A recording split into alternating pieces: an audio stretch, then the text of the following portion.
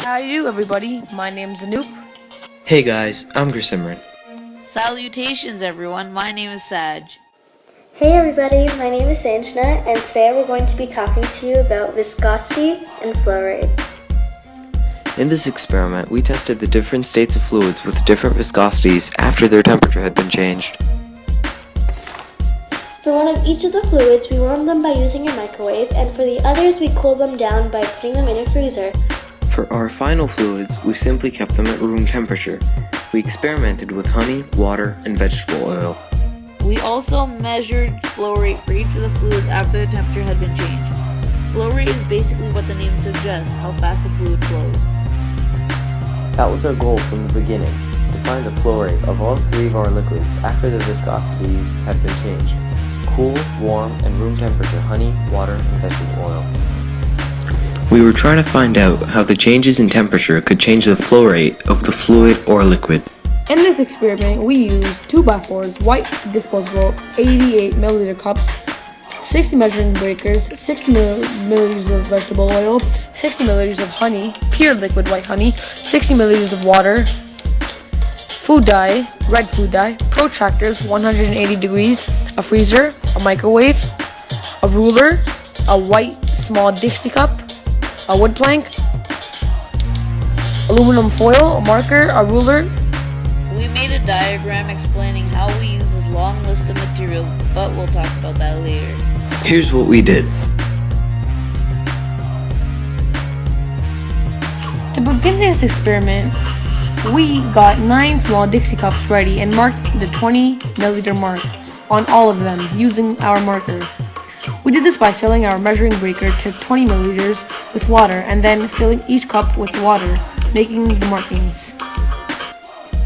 After making sure that our cups were completely dry from the inside, we continued to fill 3 of them up with honey, 3 with vegetable oil, and 3 with water. For the water cups, we added in 1 drop of food dye before pouring the water so that it becomes easier to see. Make sure that you fill them all up to the 20 milliliter mark.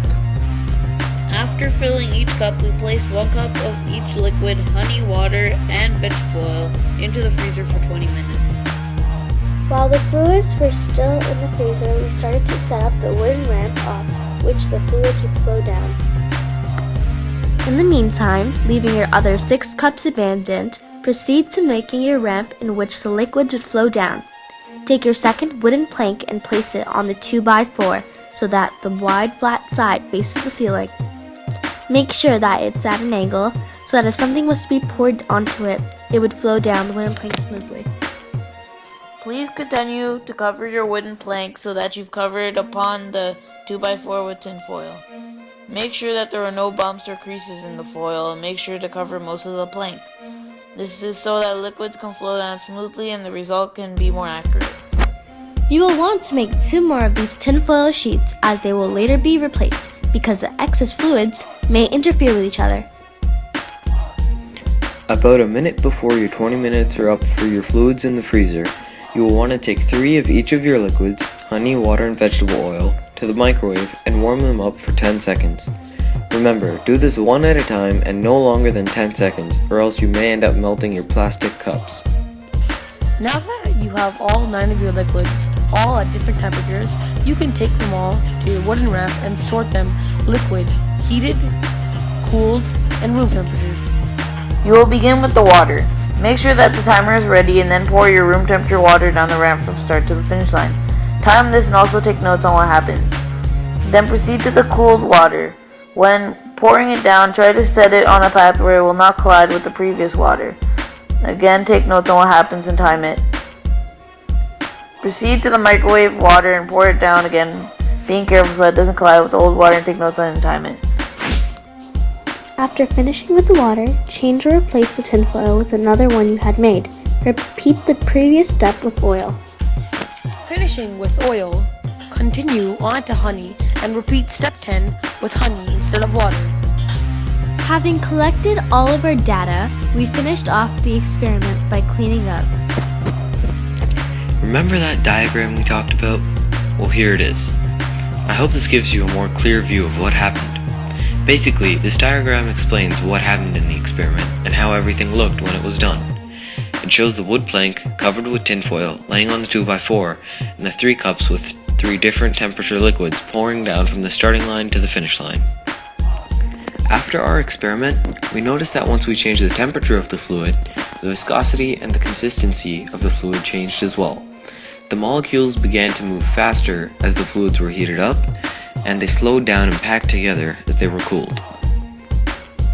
Another thing that we observed was that the honey went down the wooden plank faster when it was heated up in the microwave for 10 to 15 seconds than what it was at room temperature. For the water, it became faster down the wooden plank as the viscosity increased and the flow rate decreased as we put it in the freezer for about 10 to 15 minutes. The flow rate is the amount of fluid or liquid measured in amount of time.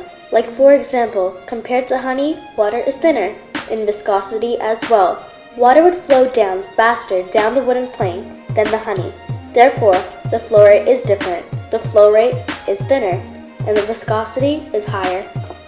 The relationship between flow rate and viscosity is that flow rate is heavily affected by viscosity.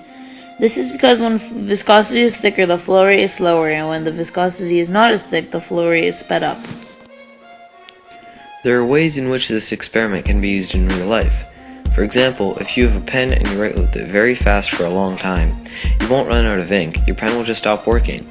The ink is not a very viscous liquid, but it still takes time to come down to the tip of the pen.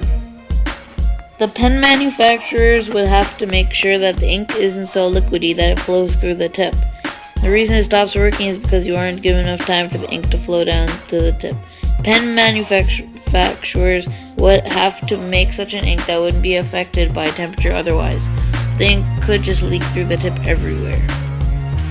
Another example would be if another liquid was discovered on a planet such as Mars, you would be able to perform the experiment to see if the fluid reacts the same as it does on Earth. How thick it is and how fast it flows is very important.